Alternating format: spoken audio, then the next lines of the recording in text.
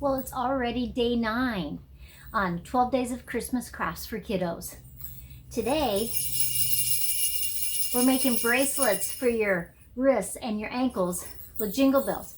And when you're not wearing them, you can simply hang them on the tree.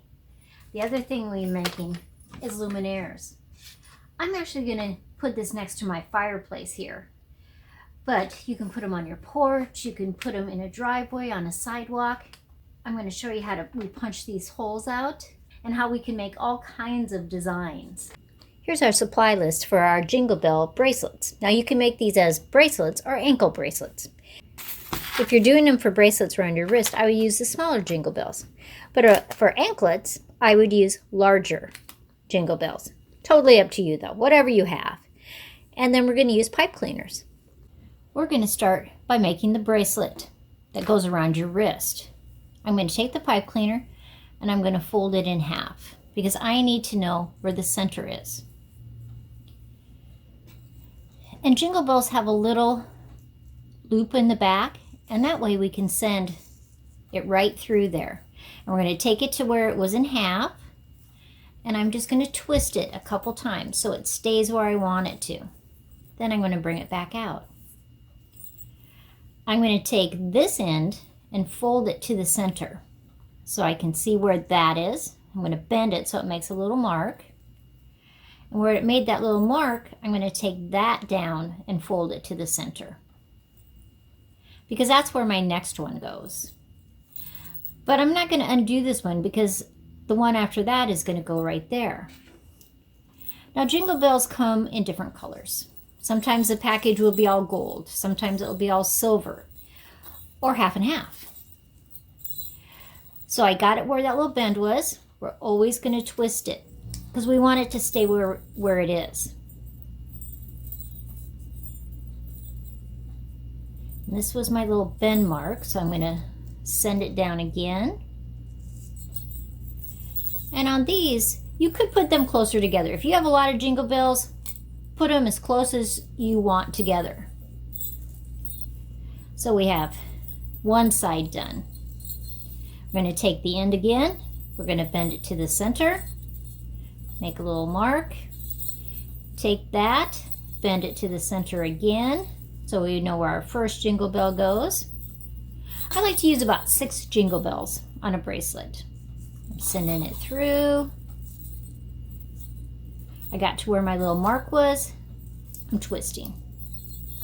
Spread it back out. There's my little mark on my pipe cleaner. I'm going to take it down to that and I'm going to twist it. So now we have 5 of our 6 jingle bells on our bracelet. Then it's a matter of putting it around your wrist. So some of them will have the last 2 jingle bells closer together. Depends on the size of your wrist and how tight you want it on your wrist. But what I like to do is when I decide how big I want that to go on my for my bracelet, I like to twist it around. And then I'm going to send a jingle bell. And I'm going to twist that.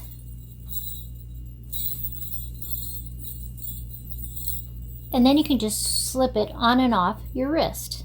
Another thing you can do with these is they can actually hang on Christmas trees. So if you're not wearing your jingle bell bracelet, you can have it on the tree. To do the ankle one, we're doing exactly the same. But this time I have 3 gold and 3 silver. I'm going to start with the gold one. But it's the same process. We're just folding it in half to get our center mark, putting it down, twisting. Now because I'm doing 2 different colors, I have gold in the center and the next ones I'm going to have silver. So I'm just going to put all these on. So now I have my jingle bells, the 5 of them out of the 6, and it alternates gold, silver, gold, silver, gold. Now unlike your bracelet, you can't close this up because your foot is too big. So what I like to do is I'm going to go down about 1 inch from the end, and I'm going to put a jingle bell on there. And I'm going to twist that because I don't want to lose the jingle bells. And then I'll just take it on and off around my ankle, and I'll just twist it right here, close to this last jingle bell. But that way I'm not losing the jingle bell, and I can take it on and off.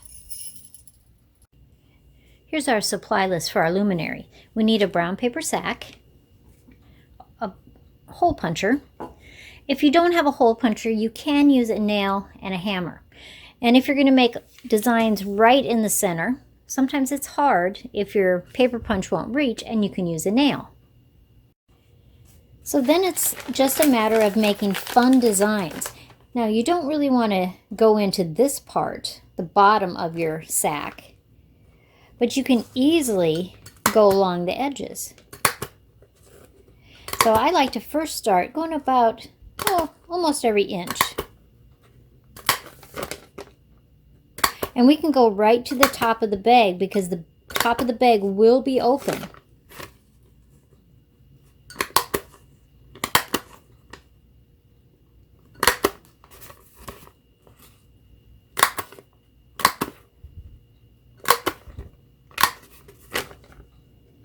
And we're going to open this bag up so you kind of get the effect of what's happening.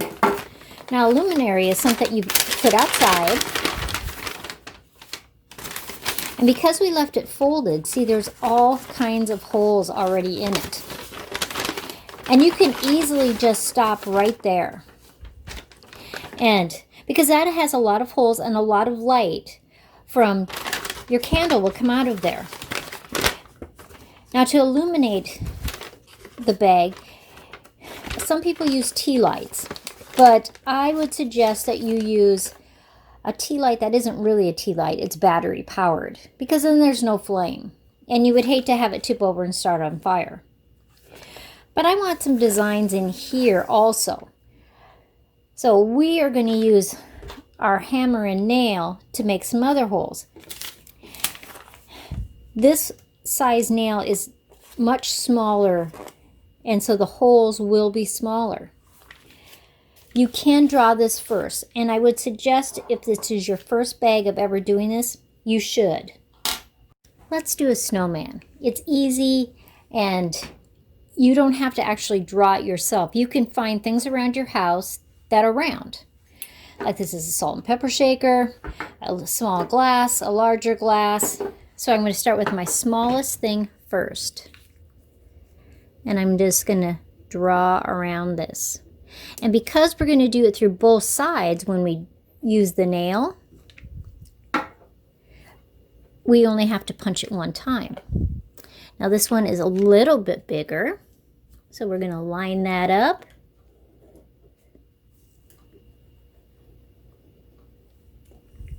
And then this one is even bigger. See how easy that is to get those shapes drawn in? So then we have a head, a middle, and the bottom. Of course, you could decorate these with markers afterwards so that you could add a scarf and coal just for something even a little more special. But I'm going to get a board so that we can hammer the nail through there, because you don't want to do it on your table or your mom's floor. I found a little piece of wood that I can use, and that way I can line it up with my line, the nail up with my line, and I'm going to tap it through. But then what I'm going to do is I'm going to break it off the wood, and then I'm going to make it go in farther so that the hole is larger. And I'm just going to go all the way around my snowman. When you get down to the bottom part, make sure that this bottom flap gets tucked under, because you don't want to make holes in the bottom where the candle will sit. And I just find it easiest to make a whole bunch of little holes Then come back and make that hole bigger. Or it just makes the process a little bit easier and faster. But any way that works for you. There we have all of our snowman all tapped out. And if you turn it over, you see that there's a snowman on the other side too. Now let's put some light in there and see how it illuminates. We're illuminating brown paper sacks with a little light inside. I'm not using a candle because I don't want it to catch on fire. But we did our snowman, and this is what it looks like if you have a little tiny candle in there. So get those jingle bells a-going and have a great holiday season. Now we only have a few days left of 12 days of Christmas crafts for kiddos, so make sure you don't miss any episodes. Well, you might ask, what are we doing tomorrow? We're making gingerbread houses out of just graham crackers. So it's so easy, no baking necessary, and oh, this is a fun craft to do. I'll see you tomorrow.